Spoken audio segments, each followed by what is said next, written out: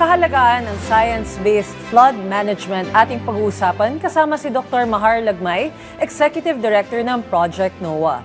Dr. Lagmay, magandang tanghali po at welcome back sa Bagong Pilipinas Ngayon. Hello, magandang hapon po.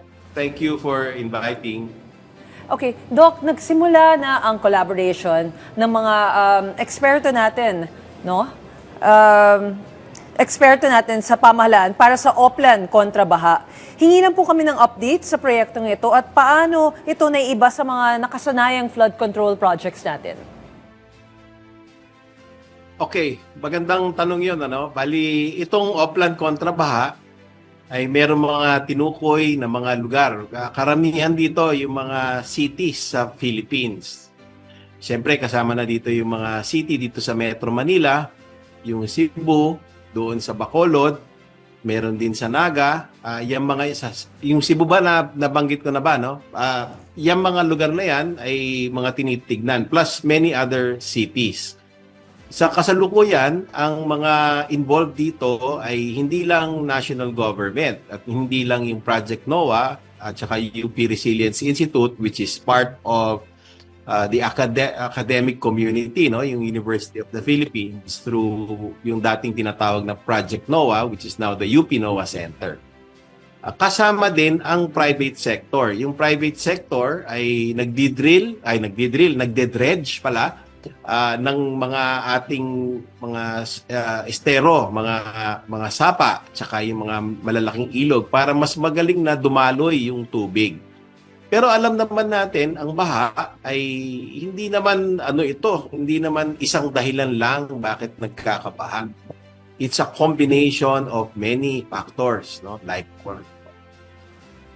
for example, halimbawa, yung garbage, halimbawa, hindi maganda yung kanal because of siltation. Halimbawa, mayroong obstruction. Ayan. Tapos, kapag merong ganyan, sinusolusyonan din ng iba't ibang paraan. Kasi hindi lang naman ang solution ay isang bagay lang. In fact, I can name siguro mga a little bit less than 20 solutions that when combined, ay mababawasan natin yung pagbaha sa mga lugar na natutukoy natin kung saan at dadaloy ng mas maganda yung tubig doon sa mga drainage system. Ayan. So itong mga paraan na ito ay sasabihin ko na, no, kasama diyan yung dredging, paglagay ng tamang pumping station sa tamang lugar.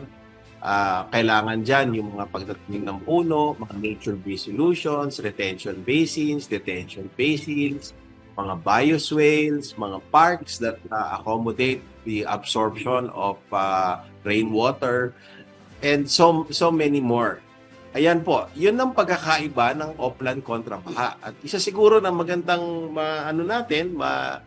malaman natin ay, okay, natutukoy natin. Tingnan niyo yung mapa, no, kung saan merong baha at saan walang baha. Yan po kasing mga nagbabaha na yan yung mga daluyan talaga ng tubig. Tatayuan natin yan, pagka bumaha, talagang babahain yung lugar na yon na kung saan tayo nagtayo. Ideally, dapat iniiwasan natin yung mga lugar na yan.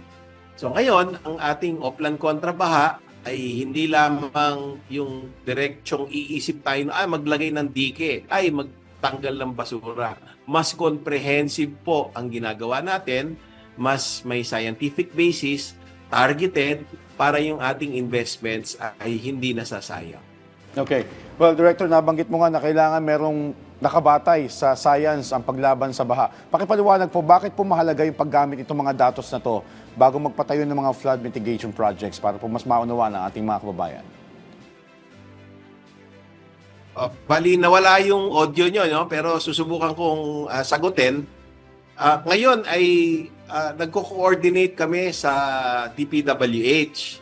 So, ang DPWH, bago sila mag-implement, kunyari, ng isang structure, halimbawa, isang malaking kanal, o kaya merong culvert na ilalagay, tinitignan namin yon, binibigay nila sa amin yung design, para bago ilagay or bago mag-invest,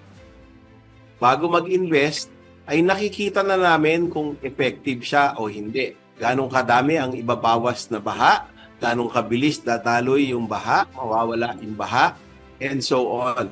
So, yun ang science, di ba? Parang before you make the investment, in the real world, we can simulate it and see the efficiency, the benefit, and as against the cost. Okay. Alright, Doc, nabanggit din ninyo na nature-based solutions tulad ng mga magpapanumbalik ng natural drainage systems at protection sa watershed. Paano po kaya natin sisimulan ito at gaano po ito kahalaga sa pangmatagalang solution po sa pagdating sa baha? Ayan, yan ay tinatawag na medyo longer term solution, ano. Sa pag ano naman kasi sa pag manage natin ng baha, okay? Manage ang tawag ko hindi control, manage kasi talagang napakadami ng ulan natin na nagta-translate talaga sa baha. Doon sa mga specific areas, doon sa mga tukoy na nating mga lugar na sadyang binabaha. Kasi nasisimulate nga natin at alam natin na doon talaga siya binabaha. Yung mga natural na daluyan ng tubig na kapag umapaw yung sapa o yung estero ay yung gilid noon ng binabaha. Kaya ang tawag ay floodplain. So para sa mga short-term solutions, importante na malinis natin yung mga kanal, magkaroon tayo ng mga dredging, paingtingin natin yung pumping, buhayin natin yung mga pump stations, etc. Tapos magkaroon tayo ng mga tinatawag na ano man tawag dito, yung mga response measures, no? Yung inform natin yung mga tao na pag may bagyo ay iiwas sila doon kasi delikado. Maganda ang ating disaster risk assessment, evacuate natin yung mga tao doon sa mga high risk zones na tinatawag. Meron din naman mga long-term solutions. Kasama dito yung pagtanim ng mga puno, yung mga nature-based solutions, yung paggawa ng mga retention basins, mga halimbawa yung mga talagang mga natural na malalaking lugar. Tapos vegetated. So, puprotektahan natin yon para sumisip-sip sila ng tubig, nag-iimbak ng tubig, para kapag dumalo yung tubig, hindi sabay-sabay dun sa mga ilog at magpa-flood ng mga tinatawag na floodplains. So, nababawasan yung tubig, mas manageable, kaya tinatawag natin ay flood management. Okay.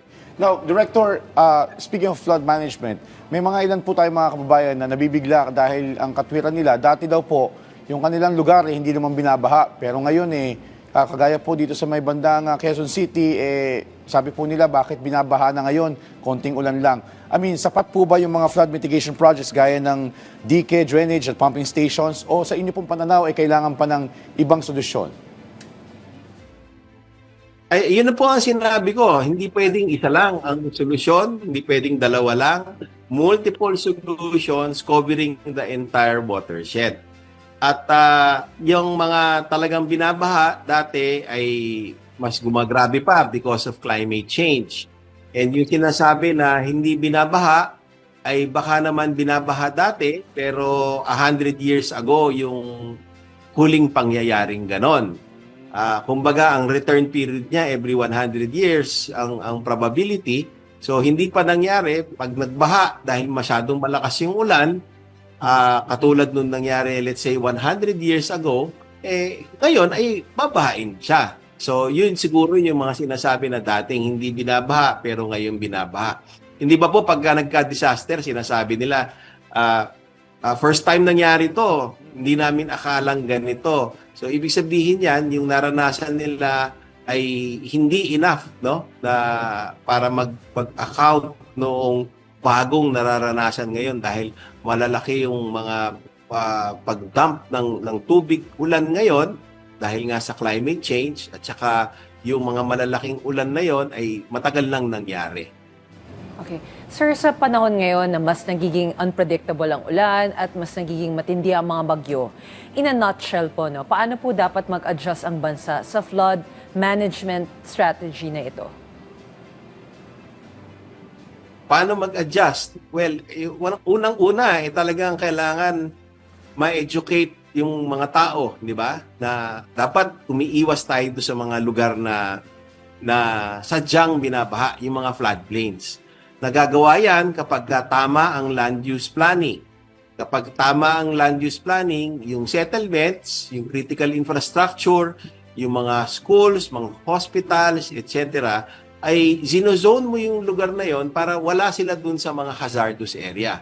Para kapag bumahaman, wala tayong disaster na pag-uusapan kasi nakaiwas lahat yon dun sa alam natin na lugar na binabaha.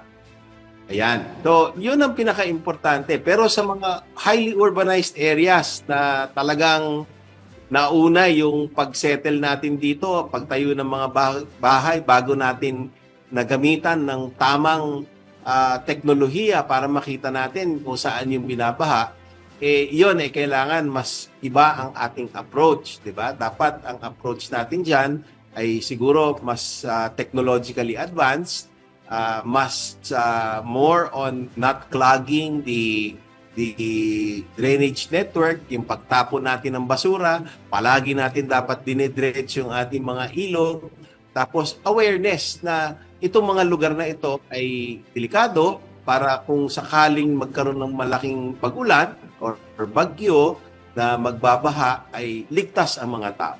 Okay. So kailangan manage natin mabuti. Meron pa naman tayong pwedeng gawin na para pababain yung level ng baha, especially sa urban areas.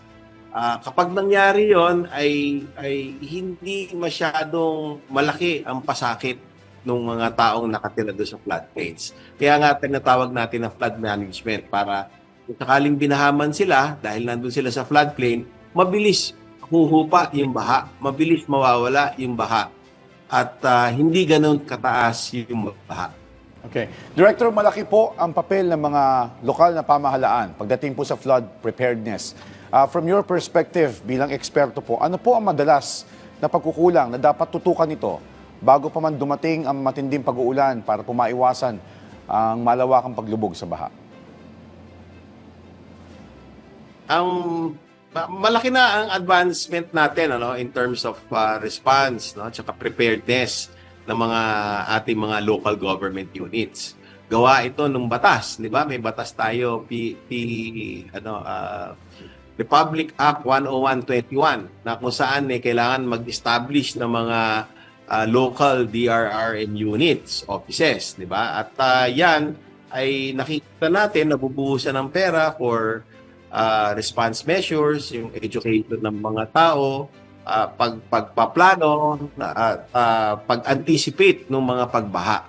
So, in that sense ay ganun, mas preparado tayo kaysa noong 10 years ago or more than 20 or more than 10 years ago, 15 or 20 years ago. Malaki na po ang diferensya. Pero marami pa po tayong kailangan na gawin. Kailangan natin mas education para sa mga taong nakatira sa mga bahaing lugar, natural na bahaing lugar. Tapos kailangan ng more awareness at saka yung more participation ng mga tao kasi ang responsibilidad naman po ng pag-iwas sa mga risk related doon sa pagbaha ay responsibility ng lahat tayo. Hindi lang po gobyerno, kung hindi bawat individual. Hindi lang po LGU, kung hindi bawat komunidad. Okay. Doc, sa tulong po ng teknolohiya, paano po nakakatulong ang impact-based forecasting at real-time hazard information para makapag-desisyon ng mas maaga ang mga komunidad bago dumating pa ang baha? Yan. So, awareness nga. Know your neighborhood. Kailangan po dun sa inyong lugar, alam nyo kung saan yung binabaha. Kasi nakatukoy na po. Ayan na po yung mga mapa, no? Napakaganda po, best technology po yan available sa mundo. Nakikita niyo po yung mga buildings, pinaghirapan po yan mapahin ng mga volunteers kasama gamit ang mga high resolution maps, tsaka gamit din ng AI, kasama ang Mapbox at tsaka ang Microsoft. Minapa po lahat ng mga gusali sa buong Pilipinas. Minapa na rin po lahat ng mga hazardous areas, yung mga pula. Yung pula, lagpas tao, yung orange ay hanggang dibdib, yung dilaw ay hanggang mababa sa baywang. At yung mga walang baha, yun po yung mga ligtas talaga sa baha, ano? At yun, yung impormasyon na yan ay napaka-importante. Know your neighborhood. Kasi kapag alam nyo kung saan ang delikado sa inyong lugar, kapag merong babala ang Pag-asa or any government agency, like for example, OCD or any member agency do sa NDRRMC, ay sila ano po, alam nyo kung anong gagawin. Hindi yung nganga na lang tayo, ano bang gagawin natin. Kasi nakaturo naman po yung mga bahaing lugar, delikadong lugar, at nakaturo din po dyan, sinasatarawan po dyan, yung mga ligtas na lugar na dapat yung puntahan para kung masama ang panahon, ay ligtas kayo. Well, Director, ito po, napapanahon pong pag-usapan since tumama nga po ang isang malakas na lindol, itong 7.8 magnitude sa Mindanao. Ano po kaya, from your perspective din po, ano po kaya ang magandang gawing paghahanda? Although this is mahirap paghandaan dahil hindi nga po na-anticipate ang sakuna na ito. Pagdating, kung sakasakali man po, wag naman sana tumama yung ganito kalakas na lindol dito sa Metro Manila. Ang ini-expect natin dito sa Metro Manila ay magnitude 7.2. No? Mas mababa ito in terms of energy doon sa nangyari doon sa south ng Sarangani Peninsula, which was a magnitude 7.8. Pero kahit nga mas malaki yung magnitude 7.8, mas malayo naman ito sa General Santos kumpara kunyari do sa ini-expect natin dito sa Metro Manila na magnitude 7.2 na kung saan meron mismong geological fault or earthquake fault na tumatahak sa Metro Manila mismo. Kumbaga malapit. And in short, ang pagkadelikado nito ay ang sinasabi doon sa study ay ilan ba? 35,000 ang mamamatay sa mga unang ilang minuto. At yung threat na yan ay sinasabi ng mga authorities ay nandyan. So kailangan po tayo lahat ay preparado. Anytime it can happen. So kailangan po tayo nag-drill sa ulo natin na dapat sinusundan natin yung building code. Yung mga bahay, yung mga tinatayong mga maliliit na gusali, yung mga tower, dapat ay na-monitor yan kung tama at appropriate ba sa building code. Kung hindi tama, i-reinforce po ngayon pa lang para hindi na natin nakikita na sila ay babagsak. So malaki po ang magagawa ng pagsunod sa building code kasi kapag sumunod tayo sa building code, wala yung hazard na magko-collapse yung building at yun naman talaga yung nakamamatay. Yung earthquake per se, kapag nasa open field ka naman at yumayanig yung lupa, hindi ka naman mamamatay. Ang mamamatay ka kapag nahulugan ka sa ulo o nadaganan ka ng gusali. Okay, sir, mensahe niyo na lang po sa ating mga kababayan na nakatutok ngayon. Ayan, bali, ang Pilipinas mo ay sadyang mapanganib na lugar. Marami po tayong mga hazards dito. It's a high-risk area. In fact, ang classification sa atin ay for the 4th consecutive year ay the world's most at-risk country. At dahil yan sa mga hazards associated with severe weather, katulad ng mga bagyo, mga monsoon or bagat, at meron din tayong hazards associated with volcanoes, hazards associated with earthquakes, at yan po ay lahat yan ay kailangan pinagpepreparahan natin. Yan po ay isang bagay na mahirap alisin sa atin kasi nasa typhoon belt tayo at saka nasa Pacific Ring of Fire. Wala tayong magagawa kung hindi to live with nature. Dahil yan po talaga ang ating bansa. Kaya po napakaganda ng mga beach natin, kaya napakaganda ng mga bundok natin, kaya napakaganda ng mga bulkan natin ay dahil po sa mga mga typhoons, mga geological processes. Kaya po napaka-diverse ng ating biology, yung biodiversity natin ay dahil nasa mapanganib na lugar po tayo. Maganda po ang Pilipinas pero mapanganib. Gusto nating tumira dito pero kailangan preparado tayo kontra doon sa mga panganib na maaaring dumating anytime. So, always be ready, always be prepared. Kailangan gawin po natin ang kailangan natin gawin. Ngayon pa lang, hindi at the last minute. Okay, maraming salamat po sa inyong oras. Dr. Mahar Lagmay, Executive Director ng Project NOAA. Thank you. Maraming salamat din po. Thank you.